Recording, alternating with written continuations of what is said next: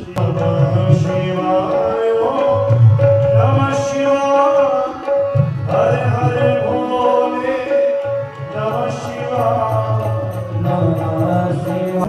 विराजी त्र्यंबकेश्वर नाम से विख्यात है। बोलो त्र्यंबकेश्वर महादेव भगवान की। वह स्थान तीर्थ स्वरूप हो जाता है। और भगवान वरुणदेव ने गौतम ऋषि से कहा कि पृथ्वी में तुम्हारे नाम से प्रसिद्ध होगा, यह जल अक्षय तीर्थ स्वरूप होगा, पृथ्वी में तुम्हारे नाम से प्रसिद्ध होगा। जो इस स्थान में दान तप पितृ श्राद्ध करेंगे वो सब अक्षय होंगे। पर्वत में विराजे शंकर कैलासा बोले शंकर कैलासा। आगे धतूर को भोजन आगे धतूर को भोजन अस्मी में वासा। वहाँ कुछ समय बीतने के बाद सुग्रीव आदि के साथ विचार करके सीता को खोजने के लिए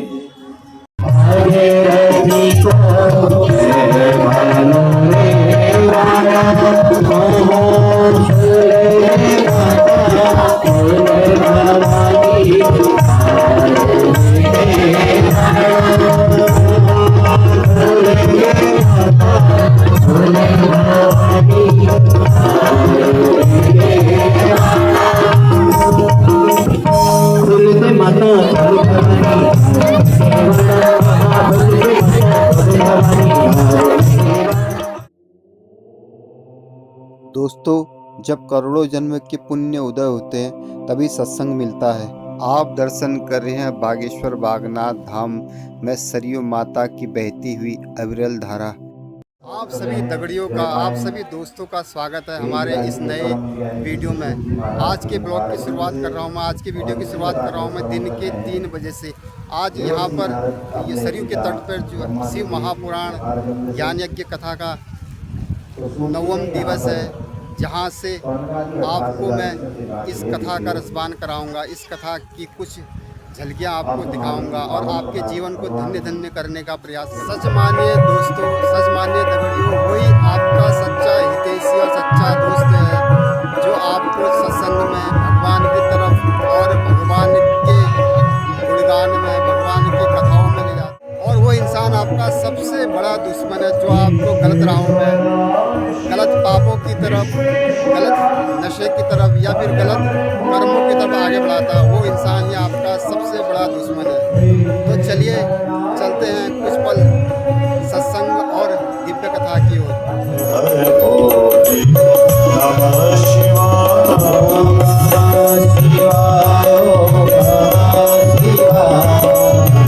हरे हरे ओम नमः शिवाय ओम नमः शिवाय हरे हरे भोले नमः शिवाय ओम नमः शिवाय ओम नमः शिवाय हरे हरे भोले नमः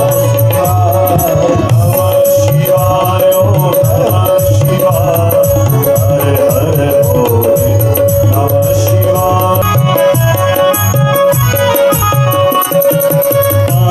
की भांति प्रभु रुदन बचाए, बालक की भांति प्रभु रुदन बचाए।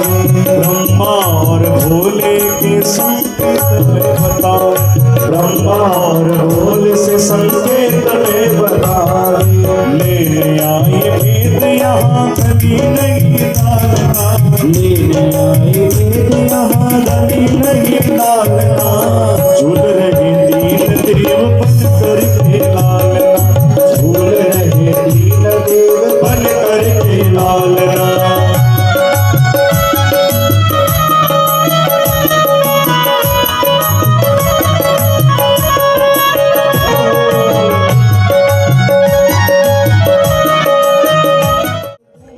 आप देख रहे ऋषि मार्केंड की तपोभूमि श्री बागेश्वर बागनाथ धाम में सरयू नदी की बहती हुई अविरल धारा। यहीं पर ही गोमती की त्रिवेणी है और संगम स्थान है। विजयी विश्व तिरंगा प्यारा, झंडा ऊंचा रहे हमारा। दीन देव बन करके लालना, झूल रहे दीन देव बन करके लालना।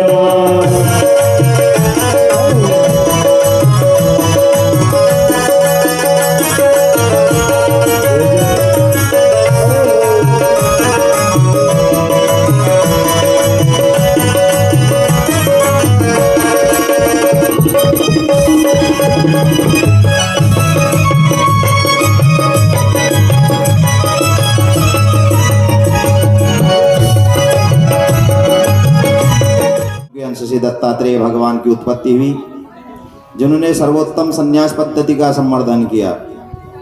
अत्रि के द्वारा अनुसुईया में शिव के अंश से मुनि दुर्वासा उत्पन्न हुए। रुद्र ने दुर्वासा के रूप में प्रकट होकर ब्रह्म तेज को बढ़ाया, और इधर वर्ष भर जो आप अपने पति की सेवा करते हैं, भगवान शंकर की पूजा अर्चना करते हैं, उसका फल मुझे दो, तब मैं यहाँ रह सकती हूँ। दान करने से, तीर्थ में स्नान करने से उतनी संतुष्टि नहीं होती है गई माँ गंगा, जितनी पतिव्रताओं में के पातिव्रत्य धर्म से मुझे संतुष्टि होती है। आप जैसी पतिव्रता स्त्री कहाँ मिलती है। तो आज अनुसुईया और अत्रि ऋषि दोनों चरणों में गिर जाते हैं। वर्णन आता है, सूत जी महाराज सौनकादि 28,000 ऋषियों से कहते हैं कि इत्येवं वचनं श्रुत्वा अनुसुईया सा पतिव्रता गंगायै प्रददौ पुण्यं सर्वं तद्वर्ष संभवम्। गंगा जी के वचनों को सुनकर पतिव्रता अनुसुईया ने सोचा कि इसमें समस्त लोगों का हित है। वर्ष भर का पुण्य अपना दे दिया गंगा जी को। जो बड़े लोग होते हैं उनका स्वभाव होता है कि वो दूसरों का हित करते हैं, अहित नहीं करते हैं। तो माता अनुसुईया ने सोचा कि इसमें सबका परोपकार होगा, लोक हित की कामना है। बोलो मंदाकिनी माता की। जो मंदाकिनी नाम से जो प्रसिद्ध हुई संसार में, मंदाकिनी नदी तो आप सभी लोगों ने देखी है। यही अत्रि ऋषि और माता अनुसुईया की तपस्या से माँ वहाँ से मंद मंद गति से बही, तो इसीलिए उसका नाम मंदाकिनी पड़ा। फिर तो जब समस्त ऋषि महर्षियों को पता चल गया कि यहाँ गंगा जी आ गई, तो वहाँ पर आए और समस्त ऋषि महर्षि वहाँ आए, उन्होंने स्नान किया।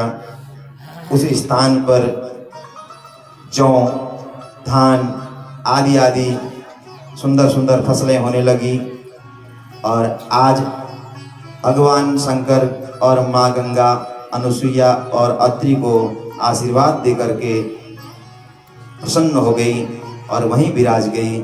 और यहाँ अत्रि और अनुसुईया भी विराजमान हो गई और गंगा जी की प्रतिदिन पूजा करते हैं, भगवान शंकर की पूजा करते हैं। कह रहे हैं कि जो सोमनाथ नाम का ज्योतिर्लिंग है, सौराष्ट्रे सोमनाथम चो, तो उसकी उत्पत्ति कैसे हुई इसके बारे में बता रहे हैं। कह रहे हैं कि सोम कहते हैं चंद्रमा को, और ये चंद्रमा के देवता हैं भगवान शंकर।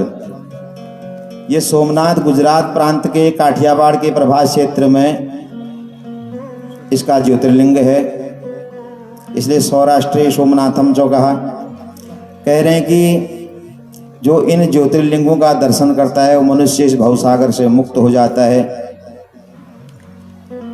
अब इस पर एक प्रसंग आता है, कथा आती है कि दक्ष प्रजापति की 27 कन्याओं को, दक्ष प्रजापति ने अपनी 27 कन्याओं का विवाह किससे किया? चंद्रमा से कर दिया। अश्वनी आदि आदि 27 नक्षत्रों का विवाह, कन्याओं का विवाह चंद्रमा से जब कर दिया, तो ये कन्याएं चंद्रमा को अपना पति प्राप्त करके प्रसन्न हुई। जब विवाह हो गया तो रोहिणी को चंद्रमा विशेष अच्छा मानने लगे, कहने लगे कि यही मेरी पत्नी है, औरों से उतना प्रेम नहीं करने लगे। आज देखा पत्नियों ने कि अरे हम तो सब पत्नियां हैं, लेकिन रोहिणी से विशेष प्रेम क्यों करते हैं ऐसा। और पत्नियां सोचने लगी तो उनको बड़ा दुख हुआ। तो उन्हें अपने पिताजी से कहा कि पिताजी, आपने विवाह तो हमारा कर दिया, लेकिन हमारे पतिदेव चंद्रमा हमें पसंद नहीं करते हैं और हमारी जो बहन रोहिणी है उसे ही ज़्यादा पसंद करते हैं। तो दक्ष प्रजापति चंद्रमा के पास में आए, बोले दामाद आप ये ठीक नहीं कर रहे हैं, पत्नियां सब बराबर हैं, स्वार्थ मत करो, रोहिणी में ही क्या ऐसा विशेष है, सब मेरी सारी कन्याओं को सम दृष्टि से आप देखो। इस प्रकार की बात चंद्रमा से दक्ष प्रजापति कह गए। लेकिन वर्णन आता है कि चंद्रदेव माने नहीं। इस ज्योतिर्लिंग के बारे में बताने लगे, इसका वर्णन करने लगे। कह रहे हैं कि ये ज्योतिर्लिंग के जो व्यक्ति दर्शन करता है उससे महाकाल प्रसन्न होते हैं, क्योंकि सज्जनों को गति देने वाला यह ज्योतिर्लिंग है। अवंती नाम की एक नगरी थी, बता रहे हैं वेदप्रिय नाम का एक ब्राह्मण रहता था वहाँ। उस अवंती नामक नगरी में वेदप्रिय नाम का एक श्रेष्ठ ब्राह्मण था, जो बड़ा विद्वान था, सदाचारी था, पूजा पाठ करता था, संध्या पूजन करता था, बड़ा भक्ति भाव वाला था। प्रतिदिन वह नित्य अग्निहोत्र करता था, हवन करता था। सारे समस्त भक्त उससे प्रसन्न खुश रहा करते थे। बोले कि हे वेदप्रिय ब्राह्मण, तुम्हारा जैसा ब्राह्मण हमने आज तक कहीं देखा नहीं। ये समस्त और ब्राह्मण बोलते हैं उन वेदप्रिय नामक ब्राह्मण से, तो अपनी पूजा पाठ में लगे रहते थे, उनको दीन दुनिया से कोई मतलब नहीं। तो सबसे जो बड़ा पुत्र है इनका, इसका ये जो बड़ा बेटा है तो वेदप्रिय नाम है इनका, दूसरे का नाम है प्रियमेधा और तीसरे का नाम है सुब्रत और चौथा बेटा है धर्मवाही। ये 4 बेटे हैं इनके, इस राजा के। तो वर्णन आता है उनके पुण्य प्रताप से पृथ्वी पर दिन प्रतिदिन सुख की कमी नहीं है। पूरी पृथ्वी हरी भरी है, क्योंकि ऐसा तप इनके अंदर है, ऐसी भगवान की तपस्या करते हैं। इसी प्रकार उनके गुण भी निरंतर बढ़ रहे थे। अब विख्यात होने लगे कि ये चारों भाई बड़े विद्वान हैं, तप करते हैं, भगवान का भजन करते हैं, संध्या पूजा करते हैं। लोगों में ख्याति फैलने लगी, यश फैलने लगा। तो वर्णन आता है कि रत्नमाला नामक एक पर्वत था, वहाँ पर एक दूषण नाम का दैत्य रहता था, जिसका नाम क्या था? दूषण। वह असुर महाबलवान था और धर्मकर्मी लोगों से द्वेष रखता था। इस प्रकार का दुष्ट दैत्य रहता था और ब्रह्मा जी से वरदानित था। ब्रह्मा जी से वरदान प्राप्त करके ये सबको तुच्छ समझने लगा। बोला मैं ही सब कुछ हूँ, देवता कुछ नहीं है मेरे आगे। मैंने ब्रह्मा जी को प्रसन्न किया है और मेरा जैसा राजा कोई नहीं है। ऐसा इस दुष्ट राक्षस के मन में अभिमान आने लगता है। इस दुष्ट ने उन ब्राह्मणों से कह दिया कि जो यहाँ वेद पाठ करेगा उनको मैं मार दूंगा। ऐसा उसने उन ब्राह्मणों से कहा तो बड़ा दुख हुआ उनको। इसने सारे वेद धर्म को नष्ट कर दिया और प्रत्येक तीर्थ क्षेत्र से धर्म को हटा दिया। जहाँ धर्म कर्म हो रहा है वहाँ से कहा कि जो धर्म कर्म करने वाले ब्राह्मण हैं उनसे कह दिया भागो यहाँ से, तुम्हारी आवश्यकता नहीं है। जो वेद पाठ करेगा उसको मैं मार दूंगा, इसी समय उनका वध कर दूंगा। इस प्रकार की अभद्र भाषा का ये प्रयोग करने लगता है। तो उन ब्राह्मणों के तप से वो अवंती नगरी बची हुई थी महाराज। तो उसने ऐसा विचार करके जो किया, कह रहे हैं कि उन ब्राह्मणों ने जब भगवान की भक्ति करी तो इसको क्रोध आने लगा और अपनी सेना को लेकर अवंती नगरी में इसने प्रवेश किया। ब्राह्मणों के वध करने के लिए तैयार हो गया, उनके ऊपर चढ़ाई कर दी। कार मचने लगा, सारे ब्राह्मण दुखी होने लगे जो वहाँ पूजा पाठ करते थे। उनसे कम जानने वाले आज इन वेदप्रिय नामक ब्राह्मण के पास में जाते हैं और उनके समस्त यजमान भी उनके साथ में पहुंचे। आज उन्होंने कहा उस वेदप्रिय नामक ब्राह्मण से कि स्वामिनः किंच कर्तव्यम दुष्टाश्च समुपागता हिंसिता बहवो लोका आगताश्च समीपतः। लोगों ने कहा कि हे स्वामी अब क्या करना उचित है, हे ब्राह्मण देवता बताओ। इन दुष्टों ने नगरी में प्रवेश करके बहुत लोगों को मार डाला। अब ये यहाँ भी अंदर आ चुके हैं और आपको भी मासम फलदायकम, हमें उस भोलेनाथ पर विश्वास है तो हमारा ये राक्षस कुछ नहीं बिगाड़ सकता है। ब्राह्मण बिगाड़ सकेगा, हमारी रक्षा वही भोलेनाथ करेंगे। हम भगवान भोलेनाथ पर सब कुछ छोड़ रहे हैं और हमें शरण देने वाला कोई नहीं है। हमारे पास न तो कोई हथियार है कि जिससे हम उसे लड़ पाएं, और हम वैसे भी विप्र हैं, ब्राह्मण हैं, हमें किसी को मारना शोभा नहीं देता है। परंतु हमारी जो ये माला चल रही है, जो भगवान का संकीर्तन चल रहा है, यही संकीर्तन हमें बचाएगा, यही भगवान इसी से हमारा कल्याण होगा, आपका भी कल्याण होगा। भगवान पर भरोसा रखिए, देर होती है अंधेर नहीं होती है।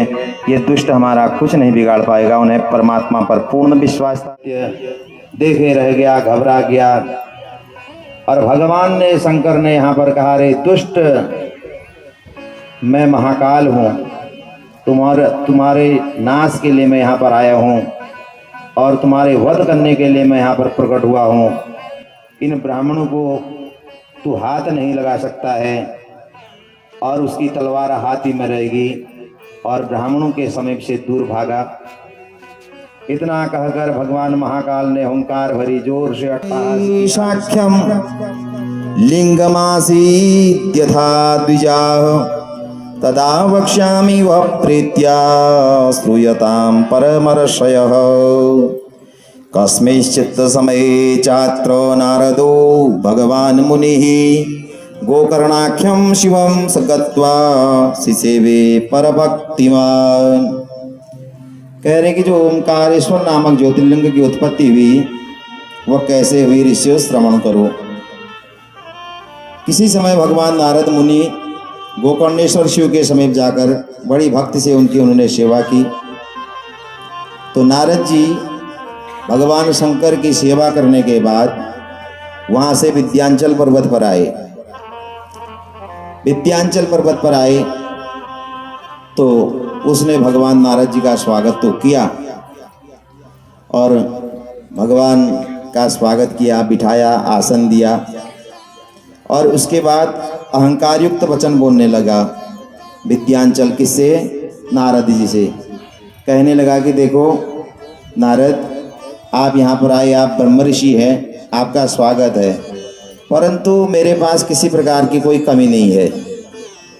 ऐसी अहंकार युक्त भाषा का प्रयोग किया। तो जब मनुष्य को ज़्यादा अहंकार हो जाता है तो उसका भी नाश होता है। जब अहंकार करे नर भाई, मिटे विवेक होई दुखदाई। जब व्यक्ति को ज़्यादा अहंकार हो जाता है तो उसकी बुद्धि क्या हो जाती है? भ्रष्ट हो जाती है और उसको फिर दुख होता है। तो इधर वर्णन आता है कि रामचरितमानस में तुलसीदास जी भी कहते हैं कि जब अहंकार करे नर भाई, मिटे विवेक होई दुखदाई। तो अहंकार दुख का कारण है। नारद जी ने कहा कि विंध्याचल, तुमको ज़्यादा अहंकार हो गया, इससे तुमको दुख प्राप्त होगा। विंध्याचल ने कहा मुझे क्या अहंकार हुआ? नारद जी ने कहा देखो कैसे अहंकार युक्त भाषा बोल रहे हैं आप अहंकार नहीं कर रहे हैं तो क्या कर रहे हैं? आप कह रहे हैं कि मेरे पास किसी प्रकार की कोई कमी नहीं है। क्या हमने आपसे पूछा कि तुम्हारे पास कोई कमी है? कमी नहीं है। हम तो आपके पास में आए, आपने आसन प्रदान किया बैठने के लिए, और आप अपने आप बोले जा रहे हैं कि मेरे पास किसी प्रकार की कोई कमी नहीं है, ये अहंकार नहीं तो क्या है? कि मुझे बहुत कमियां दिखाई दे रही हैं अब तुम्हारे अंदर। अब आपने पूछ ही लिया। विद्यांचल ने कहा कौन सी कमी? नारद जी कह रहे हैं कि विद्यते त्वयि सर्वं ही मेरुरुच तरह पुनः देवेष्वपि विभागोऽस्य न तवास्ति कदाचन। नारद जी कहने लगे कि हाँ, आपके पास कोई कमी नहीं है, ये बात सत्य है। सभी गुण भी आपके अंदर मुझे दिखाई रहे हैं, किंतु तुमसे सुमेरु पर्वत ज़्यादा ऊंचा है। सुमेरु की ऊंचाई में आप कम हो। और इतना कहकर आग लगा करके नारद जी वहाँ से चले गए अपने पिता के यहाँ ब्रह्मलोक को। ऐसा वर्णन आता है। अब विद्यांचल सोचने लगा कि आज तक तो मेरे से किसी ने ऐसा कहा नहीं। आज ब्रह्मर्षि नारद कह के गए हैं, देवर्षि नारद कह के गए हैं, तो हो मेरे अंदर तो अभी बहुत कमी है। उसको ये बात चुभ गई। अब बार बार सोचने लगा कि सुमेरु मेरे से ज़्यादा बड़ा है। अब कहने लगा कि इस जीवन को धिक्कार है, अब मैं विश्वेश्वर शिव की आराधना करते हुए तप करूँगा। ऐसा अपने मन में सोचा और शिव जी की शरण में गया। जहाँ ओमकारेश्वर शिव स्थित थे, उस स्थान में जाता है। इसने वहाँ पर जाकर के पार्थिव मूर्ति बनाई। फिर उसके बाद भगवान शंकर का पूजन करा बड़ा प्रेम से। 6 महीने तक निरंतर शिव आराधन किया और शिव ध्यान में लीन हो गया। तो भगवान शंकर ने देखा कि विद्यांचल ने तप किया है, तो शिव जी प्रसन्न हो गए। आज शिव जी ने इसे दर्शन दिए। भगवान शंकर बोले कि विद्यांचल, मैं तेरी तपस्या से प्रसन्न हूँ, तो मनोवांछित वर मांग, मैं तेरे तप से प्रसन्न हूँ और प्रसन्न होने पर भक्तों का मनोरथ भी पूर्ण करता हूँ, इसीलिए मैं यहाँ पर प्रकट हुआ हूँ। तो विद्यांचल कहता है कि यदि प्रभु आप मुझसे प्रसन्न हैं तो मुझे एक वरदान दीजिए। भगवान ने कहा बोलो कौन सा वरदान? कि यदि प्रसन्नो देवेश बुद्धिं देहि यथेप्सितं स्वकार्य साधिनी शंभो त्वं सदा भक्तवत्सलः। अब ये कहने लगा कि यदि प्रभु यदि आप मुझ पर प्रसन्न हैं तो जिससे मेरी अभिलाषा पूर्ण होती रहे ऐसी बुद्धि प्रदान कीजिए मुझे। मेरी अभिलाषा पूर्ण होते रहे। और आप सदैव भक्तवत्सल हैं, भक्तों का कल्याण करने वाले हैं, इसलिए प्रभु आपका नाम भक्तवत्सल है। भगवान बोले देखो, इसका अहंकार अभी भी नहीं गया। यद्यपि इसने तप तो मेरा किया, लेकिन कह रहे कि मेरी अभिलाषा जैसे पूर्ण हो ऐसा वरदान दीजिए। अब इसकी क्या अभिलाषा है न मालूम। किसी को दुख देना तो नहीं चाहता है, इसलिए तो इसने तप नहीं किया, लेकिन तपस्या तो इसने मेरी की है, तप तो इसने मेरा किया है। भगवान ने इससे कहा कि विद्यांचल मैं तुम्हें वरदान दूंगा, पर एक शर्त है मेरी, सामने पूर्ण हो और दूसरा आप यहीं विराज जाइए। देवता भी पहुंचते हैं, ब्रह्मा जी पहुंचते हैं, विष्णु भगवान भी पहुंचते हैं। देखा कि आज तो विद्यांचल भक्त बन के बैठा है भगवान के चरणों में। और आज इन देवताओं ने भी और विद्यांचल ने भी कहा कि प्रभु आप यहीं पर स्थापित हो जाओ। ओमकारेश्वर नाम का वो लिंग जो एक था वो आज 2 रूपों में विभक्त हो गया। प्रणव में जो शिव निवास की ओमकारेश्वर नाम से विख्यात हो गए, और पार्थिव में प्रकट हुए परमेश्वर नाम से वो विख्यात हो गए।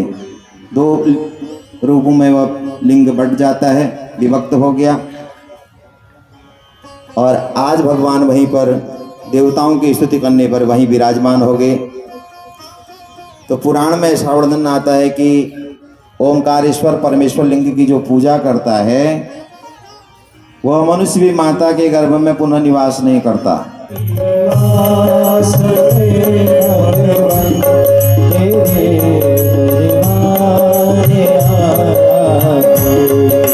बना लो दास मुझको भी, बना लो दास मुझको भी, बहुत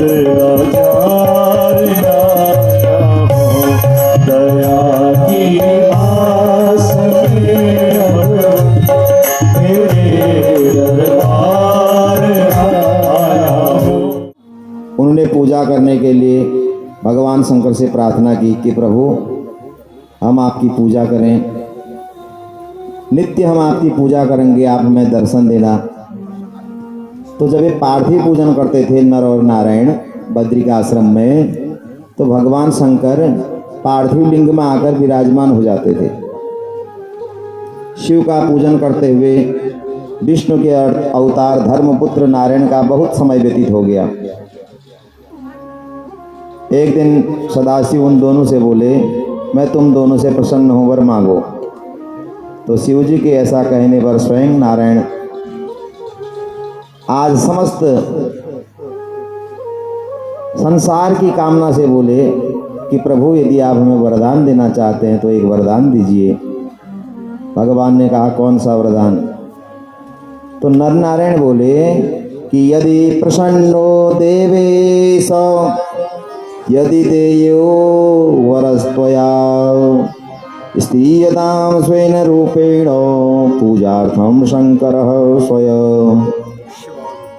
कहा कि प्रभु यदि वरदान देना चाह रहे हैं, हमारे ऊपर आप प्रसन्न हैं, तो हमको वर ऐसा दो कि आप यहीं पर निवास करें, अपने स्वरूप से यहीं पर निवास करें, ऐसा कहा। तो भगवान शंकर ने उन दोनों के द्वारा इस प्रकार कहे जाने पर आज भगवान शंकर उस केदार पर महेश्वर सदाशिव ज्योतिर्रूप में वहीं स्थित हो गए। भगवान ने कहा कि तुमने मुझसे यहाँ रहने के लिए कहा तो मैं ही यहीं रह जाता हूँ, यहीं स्थित हो जाता हूँ। तो नर और नारायण के कहने पर भगवान केदारेश्वर में रहे, वहीं स्थित हो गए। जब समस्त बद्रिकाश्रम वालों को पता चला कि भगवान केदारेश्वर के रूप में वहीं स्थित हो गए, तो सारे बद्रिकाश्रम वाले आज जाते हैं भगवान केदारेश्वर के पास में। उन्होंने वहाँ जाके भगवान केदारनाथ की पूजा की।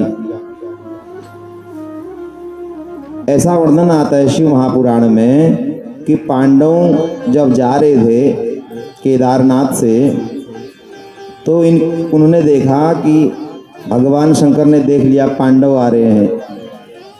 तो यहाँ पर भगवान शंकर ने उन पांडवों को देख करके अपनी माया से, सांभवी माया का प्रयोग करके महिष का रूप धारण कर लिया, भैंसा का रूप धारण कर लिया। पांडव पहचान गए कि ये भगवान शंकर है, इन्होंने महिष का रूप धारण कर लिया है। तो जब पांडवों ने इन्हें देखा तो भगवान ने नीचे की ओर मुंह किया और पूंछ बाहर की ओर आई। तो इन पांडवों ने जोर से उस महिष की यानी कि भगवान केदारेश्वर की पूंछ पकड़ ली जोर से। जब पूंछ पकड़ ली तो भगवान वहीं स्थित हो गए और अग्रभाग जो है वो नेपाल में गया, पशुपतिनाथ, और भगवान वहीं स्थित हो गए। पांडवों ने बारंबार भगवान को प्रार्थना की। तो भगवान भक्तवत्सल हैं। बद्रिकाश्रम नर नारायण को आशीर्वाद देकर भगवान वहीं स्थित हो गए। जो पूंछ है वो केदार में है और सिर का जो भाग है वो नेपाल में प्रकट हुआ। और भगवान शंकर ने फिर सभी बद्रिकाश्रम वासियों से कहा कि तुम यही केदारेश्वर में मेरी पूजा करना, मैं तुम्हें यहाँ नित्य दर्शन। सही पर्वत पर है। तो सूर्य जी कह रहे हैं कि भीमशंकर का जो महात्म्य है, ऋषियों तुम उसे भली भांति श्रवण करो, जिसके सुनने मात्र से मनुष्य अपने समस्त अभीष्ट को प्राप्त कर लेता है। कामरूप नामक एक देश था। तो वहां पर भगवान शंकर के भक्त थे, कल्याण करने वाले, सुख देने वाले भगवान उस कामरूप नामक वहां स्थान पर उस सह्य पर्वत पर प्रकट हुए। तो वर्णन आता है कि पूर्व काल में सभी प्राणियों को दुख देने वाला, सबके धर्म को नष्ट करने वाला एक भीम नाम का बड़ा बलवान राक्षस हुआ। उसने समस्त ऋषि महर्षियों को परेशान किया, अत्याचार किया, दुराचार किया। ऐसा वर्णन आता है शिव महापुराण में कि जब मर्यादा पुरुषोत्तम श्री राम चंद्र के द्वारा जब कुंभकर्ण मारा गया, तभी शिव और राक्षसी अपने पुत्र के साथ उस सह्य पर्वत पर निवास करने लगी। एक दिन उस राक्षस ने, उस भीम ने अपनी बाल्यावस्था में अपनी माता से पूछा कि हे माँ, तुम ये बताओ मेरे पिता कौन है। कि मातर में कतः, मातर में कह पिता, कुत्र कथम वैकाकिनी, ज्ञातुमिच्छामि तत्सर्वं यथार्थं त्वं वदाधुना। बाल्यावस्था में इसे ज्ञान हुआ, इसने पूछा कि माँ ये बताओ, हम ये सह्य पर्वत पर तो रहते हैं, आप मेरी माँ हैं, मैं आपका पुत्र हूँ, परंतु बिना पिता के मैं कैसे हो गया? बिना पिता के तो पुत्र हो ही नहीं सकता है, तो मेरे पिता कहाँ है बताओ। तब माँ कह रही है कि बेटे, तू सच सच यदि पूछ रहा है तो मैं तुझे बता ही देती हूँ। तुम्हारे पिता का नाम कुंभकर्ण था, जो रावण का छोटा भाई था, जिसे राम ने रावण के साथ मार डाला। किसी समय वह राक्षस कुंभकर्ण यहाँ आया, उसने मेरे साथ दुराचार करके तुमको उत्पन्न किया और अपना लंकापुरी को चले गया। मैंने आज तक वो लंका देखी भी नहीं है, कैसी है क्या है। वो दुराचार करके कुंभकर्ण यहाँ से चला गया, मैं इसी स्थान पर रही। मेरे पिता का नाम कर्कट था, माता का नाम पुष्कसी था। मेरा पति विराध, पहले विराध था, पहले ही राम ने उसे मार डाला। कि एतस्मिन् समये यत्र राक्षसो रावणानुजः आगत्य कृतवान् संगम मां विहाय गतो हि सः। अब कह रही है अपने पुत्र से कि अपने प्राणप्रिय पति के मारे जाने पर मैं अपने माता पिता के समीप निवास करने लगी। ऋषि के द्वारा भस्म हो जाने का कारण मेरे माता पिता भी मर गए। इसका कारण यह था कि वे दोनों अगस्त्य शिष्य महात्मा सुतीक्ष्ण को खाने के लिए गए थे मेरे माता पिता, तो उन महात्मा ऋषि ने क्रुद्ध होकर उन्हें भस्म कर दिया। तभी से मैं दुखी होकर बिना किसी आश्रय के अकेले बेटे इस पर्वत पर रह रही हूँ तुम्हारे साथ, और मैं बड़ी दुखी हूँ। इसी अवसर पर रावण का छोटा भाई कुंभकर्ण यहाँ पर आया। जब मेरे माता पिता मर गए तो उसने मेरे साथ दुराचार किया और मुझे यहीं छोड़कर चले गया। जब वो यहीं छोड़कर चले गया तो मेरे गर्भ में तुम आ गए। तू पराक्रमी उसी कुंभकर्ण का पुत्र है। अब तेरे सहारे मैं इस पर्वत पर दिन काट रही हूँ। इस प्रकार अपने पुत्र से कहती है तो पुत्र क्रोधित हो जाता है माता के वचनों को सुन करके। इसने सोच लिया कि मैं ब्रह्मा जी से वरदान प्राप्त करूँगा, तप करूँगा और इन देवताओं को अवश्य बताऊँगा। ऐसा योद्धा बनूंगा कि कोई देवता भी मुझसे जीत न पाए। 1000 वर्ष तक उसने घोर तप किया, ऐसा पुराण में वर्णन आता है। तो ब्रह्मा जी ने उन देवताओं से कहा कि अभी मैं जाता हूँ, इसे वरदान देके आता हूँ, तो तब तुम्हें फिर शांति प्राप्त हो जाएगी, तुम नहीं चलने लगोगे। अभी वह दैत्यराज तप कर रहा है। तो इधर ब्रह्मा जी उसको वरदान देने के लिए पहुँचे, और जैसे ही ब्रह्मा जी वहाँ पहुँचे, लोक पितामह ब्रह्मा जी ने कहा कि दैत्यराज, मैं तुमसे प्रसन्न हूँ। इस दैत्य ने कहा कि यदि प्रभु प्रसन्न आप मेरे से हैं तो मुझे एक वरदान दीजिए। किसने कहा? भीम नाम के राक्षस ने कहा। दैत्य ने कहा कि यदि आप मुझ पर प्रसन्न है, मुझे वरदान देना चाहते हैं, तो मुझे बल दीजिए, अप्रतिम बल मुझे प्रदान कीजिए आप। ब्रह्मा जी ने कहा कि तथास्तु। इतना कहने के बाद वह राक्षस ब्रह्मा जी को प्रणाम करता है और ब्रह्मा जी वरदान दे करके चले गए। और आज यह उसी सह्य पर्वत पर आता है अपनी माँ के पास, और अपनी माँ से बोला कि माँ, अब मेरा बल देखना, मेरी शक्ति देखना, मैं समस्त देवताओं को पराजित करूँगा, और जिसने मेरे पिता का वध किया, जिन देवताओं ने, वो विष्णु को भी मैं अवश्य बताऊंगा। और ये सारे देवताओं को मैं मार के रहूँगा। इस प्रकार अपनी माँ से बोलने लगता है। माँ कहती है कि बेटा तू धन्य है, तूने यदि ब्रह्मा जी से वरदान प्राप्त कर लिया है। कहने लगा कि सबसे पहले इंद्र के राज्य को छीनता हूँ।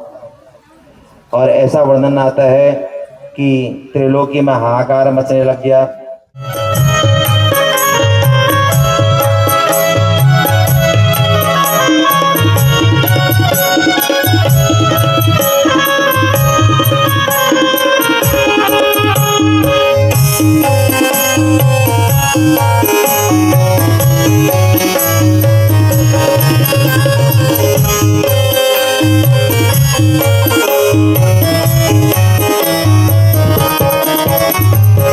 दूर हिमालय से तो आई गीत सुहाने गाती, दूर हिमालय से तो आई गीत सुहाने गाती।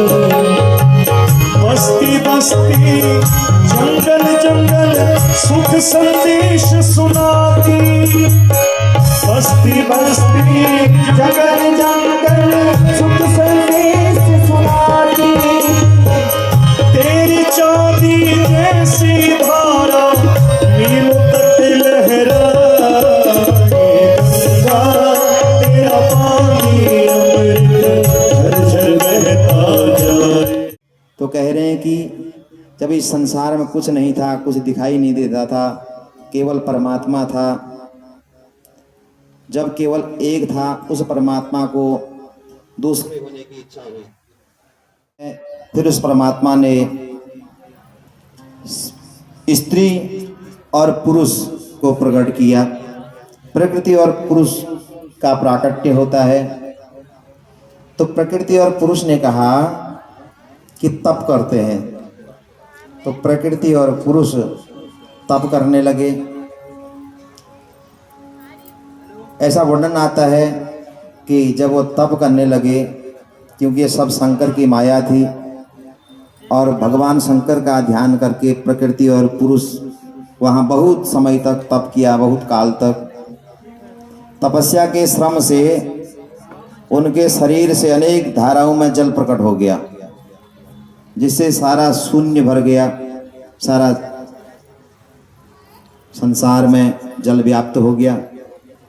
तो उस समय चारों ओर जल ही जल दिखाई देता था और कुछ नहीं दिखाई पड़ रहा है, क्योंकि भगवान ने तपस्या की तो उससे जल बिंदु निकले। भगवान विष्णु को यह देखकर बड़ा आश्चर्य हुआ कि यह जल कहाँ से आ रहा है, क्या आश्चर्य है ऐसा। उस आश्चर्य को देखकर विष्णु ने अपना सिर हिला दिया।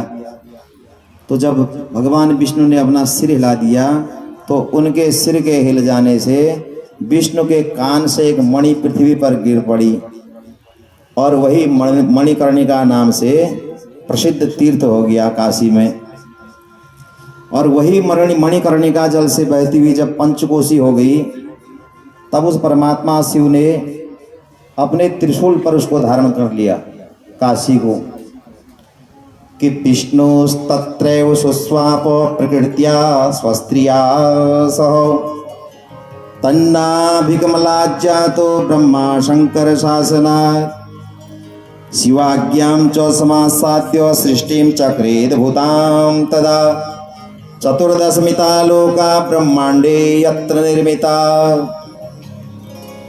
तो यह पंचकोशी मोक्ष को देने वाली है, ऐसा वर्णन आता है। भगवान कहते हैं कि काशी मुझे प्रिय है, हमेशा प्रिय रहेगी। और भगवान शंकर ने अविमुक्त नाम दिया काशी को, और ज्योतिर्लिंग के रूप में वही स्थापित हो गए। और यहाँ पर भगवान ने विष्णु से कहा कि तुम्हें मेरे अंशभूत इस क्षेत्र का कभी त्याग नहीं करना है, तुम मेरे अंश से उत्पन्न हो। भगवान विष्णु से इतना कह करके भगवान शंकर ने उस काशी को त्रिशूल से उतार करके मृत्युलोक में स्थापित कर दिया। माया काशी कांची अवंतिका पुरी द्वारावती चैव सप्तैता मोक्षदायिका। अयोध्या मोक्षदायिनी जगह है, स्थान है। मथुरा मोक्ष मिलता है। माया, हरिद्वार ऐसे स्थान पर प्राण छोड़ने पर भी मोक्ष की प्राप्ति होती है। काशी तो काशी है, कांची, अवंतिका,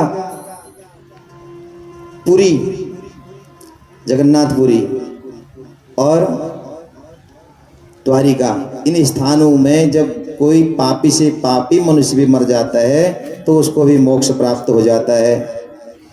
नहीं हो रही है,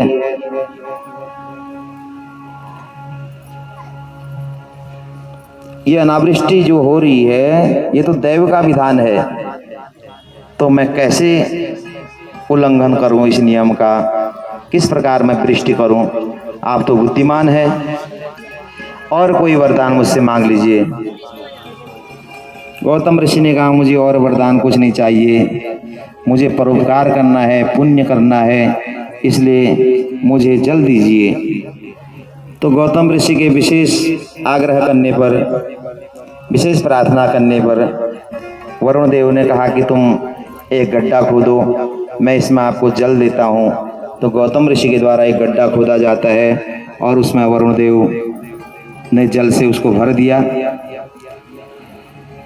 ऐसा वर्णन आता है कि ये और ऋषि पत्नियां भी उसी स्थान पर आ जाती हैं।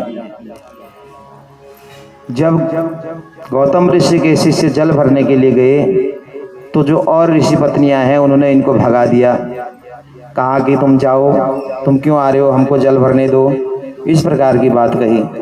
तो वो घर जाते हैं, अपने आश्रम पर जाके अपने गुरु माता से कहा, गौतम पत्नी अहिल्या से, कि हम वहाँ जल भरने के लिए गए तो कुछ और गांव की ऋषि पत्नियाँ आई थी, उन्होंने हमको जल भरने नहीं दिया।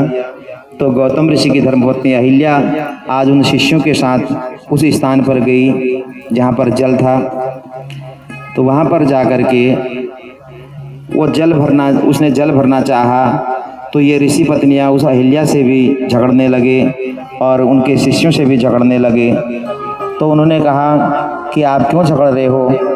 मेरे पतिदेव ने तप करने के बाद, वरुण देवता को प्रसन्न करने के बाद वरुण देवता ने ये जल दिया है। संसार में कहीं जल नहीं है, अकाल पड़ रहा है, लोग भूखे मर रहे हैं, अनावृष्टि हो रही है, तो आप रहिए, प्रेम से इसी स्थान पर रहिए, परंतु विवाद तो न करें। लेकिन ये झगड़ने लगती हैं और इन्होंने अपने घर जाकर के अपने पतियों को भला बुरा उल्टा सीधा सिखा दिया कि गौतम की पत्नी ने हमारे साथ में ऐसी अभद्रता की, उनके शिष्यों ने हमारे साथ में ऐसा अभद्रतापूर्ण व्यवहार किया। इस प्रकार कान भर दिए और आज इनके पतियों ने और इन्होंने सोचा कि कैसे गौतम ऋषि को नीचा दिखाया जाए, क्योंकि गौतम ऋषि का यश फैल चुका था पूरे संसार में, उनकी कीर्ति फैल चुकी थी। तो इन्होंने भगवान गणेश जी का आराधन किया। तो गणेश जी का जब आराधन किया तो भगवान गणेश जी प्रसन्न हुए। इन ऋषि पत्नियों से कहा कि वरदान मांगो। तो ये ऋषि पत्नियां और ये ऋषि ये वरदान मांग रहे हैं कि गौतम और गौतम की धर्मपत्नी को इधर से निकाल दो। और त्र्यंबक नाम से विख्यात हो गया और गौतम ऋषि की तपस्या से ही भगवान वहाँ पर विराजे और त्र्यंबकेश्वर नाम से विख्यात हुए। बोलो त्र्यंबकेश्वर महादेव भगवान की। और इसके बाद पुनः शौनकादि 28,000 ऋषि सूत जी महाराज से प्रश्न करते हैं। 9वें ज्योतिर्लिंग है वह बिहार प्रदेश के बैद्यनाथ धाम बिहार प्रदेश में पड़ता है और बैद्यनाथ धाम के नाम से वह प्रसिद्ध है। तो कह रहे हैं कि एक समय रावण ने भगवान शंकर की तपस्या की। भगवान शंकर का भक्त था रावण, ये तो सभी लोग जानते हैं। और आज यह रावण हिमालय पर्वत से दक्षिण दिशा की ओर जंगल में गया है। घोर जंगल में जब ये गया तो वहाँ इसने भूमि में गड्ढा खोद करके सर्वप्रथम अग्नि को स्थापित किया, अग्नि प्रज्वलित की और शिव जी की स्थापना करके हवन करने लगा उस हिमालय पर्वत पर। यह ग्रीष्म काल में पंचाग्नि के मध्य में बैठता था और जब जाड़ों का समय आता था अपने वस्त्र खोल देता था। ऐसा तब इसने किया। और अब उसके बाद सदाशिव को प्रसन्न करने के लिए ये क्या करने लगा, अपने सिर काटने लगा और अपने सिर काट करके भगवान शिव का पूजन प्रारंभ कर दिया। एक सिर काटा, फिर चढ़ाया, दूसरा काटा, वो चढ़ाया। तो ऐसे ही इसने 9वें सिर तक भगवान को समर्पित कर दिए। अब भगवान ने सोचा ये 10वां भी चढ़ा देगा, तो भगवान शंकर प्रसन्न हो गए। और आज भगवान शिव जब प्रसन्न हुए, इसे दर्शन दिए भगवान शंकर ने, तो रावण ने कहा भगवान शंकर से कि प्रसन्नो भव देवेश लंकां च त्वां नयाम्यहं सफलं कुरु मे कामं त्वामहं शरणं गतः। रावण बोलता है कि आप मुझ पर प्रसन्न है तो आपको लंकापुरी ले जाना चाहता हूँ भगवान, क्या आप चलोगे? आपकी शरण में आया हूँ। रावण ने इस प्रकार की जब बात भगवान शंकर से कही तो भगवान शंकर बोले कि हम चलेंगे पर एक शर्त हमारी है। भगवान ने पहले इसके 9 सिर तो इसे पूरे प्रदान कर दिए और कहा हम एक शर्त है हमारी, तुम्हारे साथ हम तब चलेंगे जब आप हमको कहीं विश्राम नहीं कराओगे। रावण ने कहा मेरे लिए कौन सी बड़ी बात है, मैं आपको ले चलूँगा, कहीं आपको स्थापित बीच में नहीं करूँगा, कहीं बीच में नहीं रखूँगा। तो भगवान ने कहा ऐसा अगर करोगे तो ठीक है, चलते हैं हम तुम्हारे साथ। रावण से तथास्तु कह के भगवान भोलेनाथ मौन बैठ जाते हैं और इधर ये रावण भगवान शंकर को ले जाता है ज्योतिर्लिंग के रूप में। मार्ग में भगवान की सांभवी माया है, उस माया को कौन जान सकता है, इसको लघु शंका लगती है। तो इसने कोई गोप ग्वाला वहाँ पर था, उसे वो ज्योतिर्लिंग दे दिया। तो इसके आने तक वो उसे भारी हो चुका था, उसने वहीं पर रख दिया तो भगवान वहीं पर स्थित हो गए। उसके बाद रावण आया, रावण ने देखा कि भगवान तो यहीं स्थापित हो गए। उसके बाद रावण अपने घर गया, अपनी धर्मपत्नी को सब ये हाल बताया कि मैं भगवान को प्रसन्न करके आया हूँ। इधर देवता ब्रह्मा विष्णु आदि ने सोचा कि ये रावण बड़ा दुष्ट है, इसने भगवान शंकर को प्रसन्न कर लिया। भगवान शंकर तो वहीं स्थापित हो गए और समस्त देवताएं वैद्यनाथेश्वर के रूप में भगवान वहाँ प्रतिष्ठित। 13 मील दूर पड़ता है। तो वर्णन आता है कि एक दारुक नाम का राक्षस था, उसकी धर्मपत्नी का नाम दारुका था। ये बड़े दुष्ट थे और देवताओं को इन्होंने बहुत ज़्यादा दुख दिया। समस्त मानव जाति को इन्होंने बहुत ज़्यादा दुख दिया। ऐसा वर्णन आता है कि कोई यज्ञ करता था तो ये यज्ञ विध्वंस कर देते थे।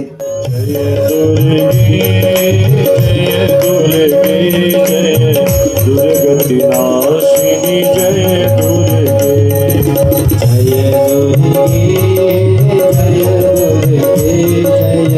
दुर्गति नाशिनी जय दुर्गे। काल विनाशिनी काली जय जय, काल विनाशिनी काली जय जय। उमा रमा ब्रह्माणी जय जय, जय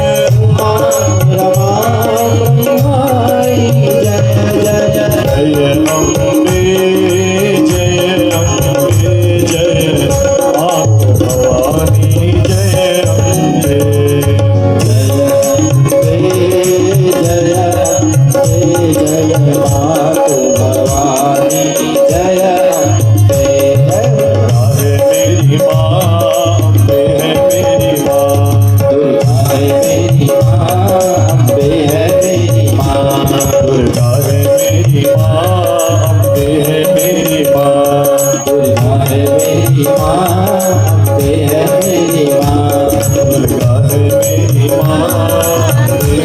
मेरी माँ, दुर्गा है मेरी माँ, है मेरी माँ।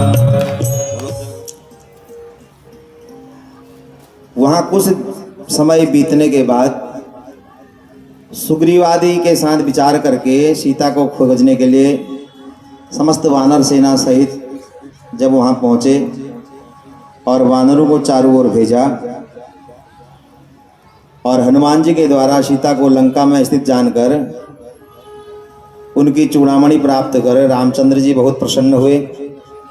तो रामचंद्र जी ने हनुमान, लक्ष्मण, सुग्रीव 18 पद्म संख्या वानरों के सहित दक्षिण के खारे समुद्र के तट पर वो पहुँचे हैं।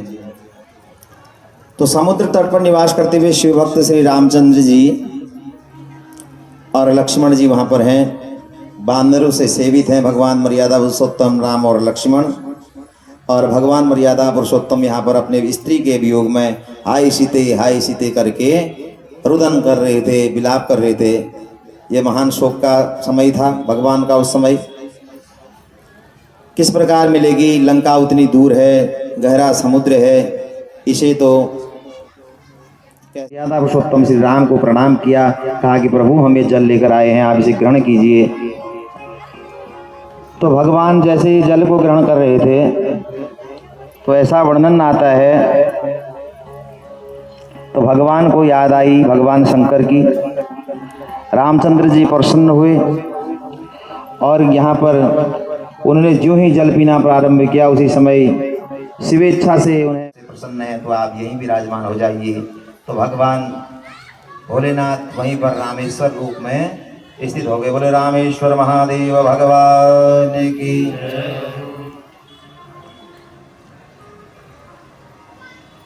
संक्षिप्त में क्योंकि समय हो गया है, 12वां ज्योतिर्लिंग एक रह गया। तो ये 12वां ज्योतिर्लिंग हैदराबाद राज्य के अंतर्गत दौलताबाद स्टेशन से 12 किलोमीटर दूर बेरुल गांव के पास स्थित है। तो इसका वर्णन है कि सुदेहा नाम के एक ब्राह्मण थे, सुधर्मा नाम के एक ब्राह्मण थे। उनकी पत्नी का नाम था सुदेहा। सुदेहा को कोई संतान नहीं हुई, तो इधर उधर जाती थी तो पड़ोसी यही कहते थे कि तेरी कोई संतान नहीं है, तो बंध्या है, तेरा जी के क्या फायदा, क्या करेगी इस धन से, इस संपत्ति से। तो ये सुदेहा बड़ी परेशान रहने लगी। अब जब सुदेहा को पुत्र नहीं हुआ तो इसने अपने पति से कहा मुझे पुत्र नहीं हो रहा है, तुम दूसरा विवाह करो। तो पति ने कहा कि देवी दूसरा विवाह तो मैं कर लूँगा, लेकिन जैसे ही दूसरा विवाह मैं करूँगा तो तुम्हें फिर कहाँ शांति प्राप्त होगी, आपस में तुम झगड़ोगे, तो इसलिए मैं दूसरा विवाह नहीं करता हूँ। तो इसने कहा नहीं, आपको दूसरा विवाह करना पड़ेगा, मेरी बहन छोटी घुष्मा है, उसके साथ मैं विवाह का पुत्र हो गया, उस पुत्र का विवाह भी हो गया। तो दोनों पति पत्नी जब सोए हुए थे और बड़ी सुदेहा ने उस पुत्र को काट दिया और उसके बाद जहाँ एक नदी के तट पर इसने उसको मार के फेंक दिया, उसके शरीर को वहाँ डाल दिया।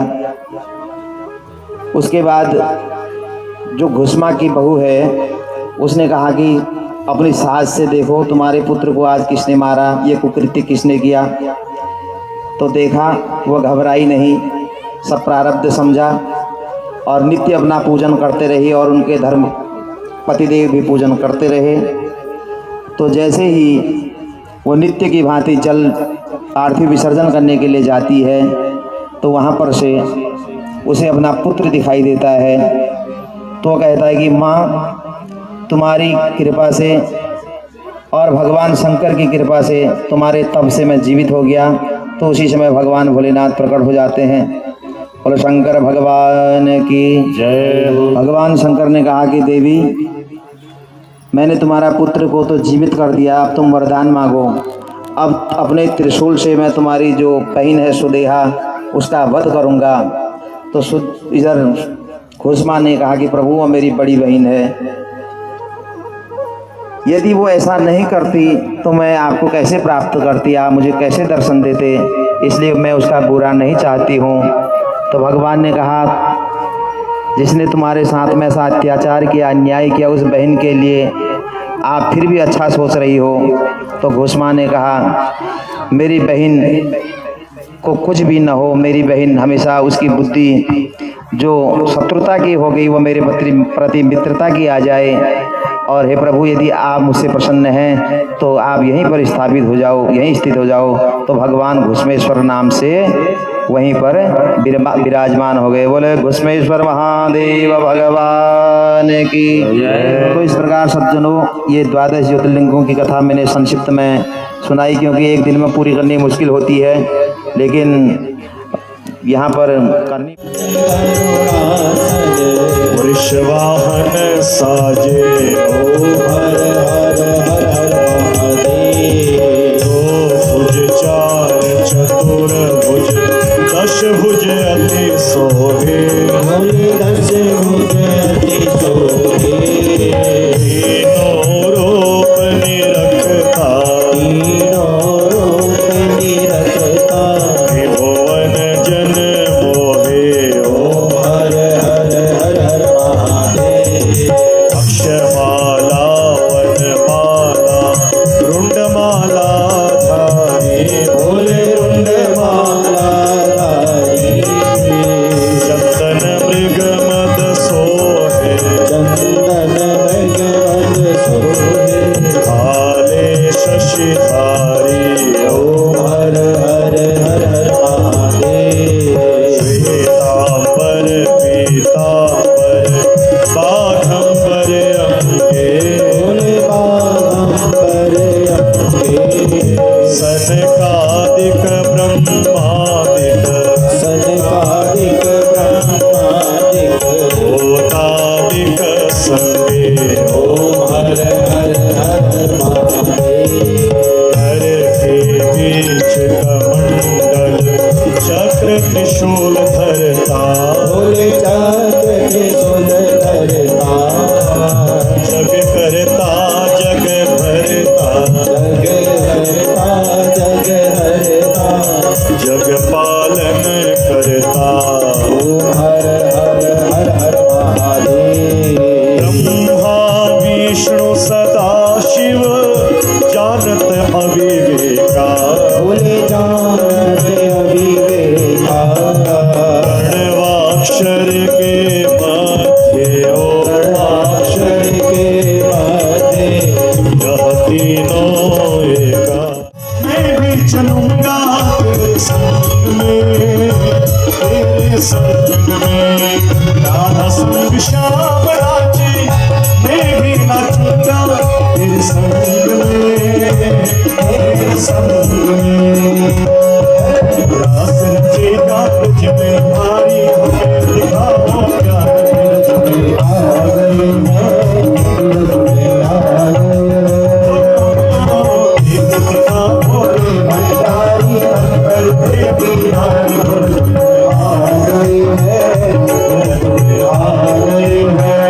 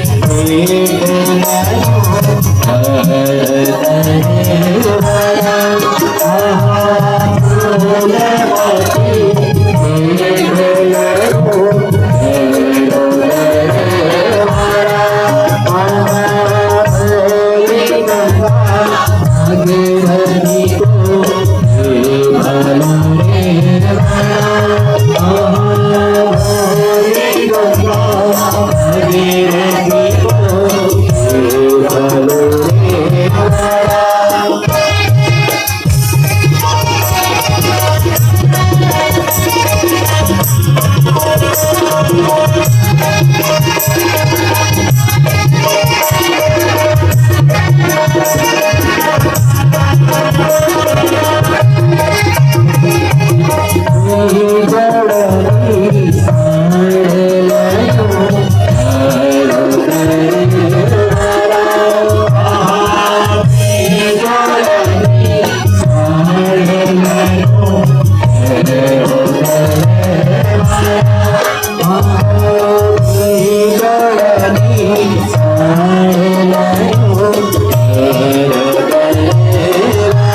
इतने लंबे समय तक हमारे साथ बने रहने के लिए आप सभी दोस्तों का धन्यवाद और शुक्रिया। फिर मिलेंगे किसी अन्य वीडियो के साथ, तब तक के लिए आप सभी का शुक्रिया और दिल से आभार। खूब अपना ख्याल कीजिए। ओम नमः शिवाय।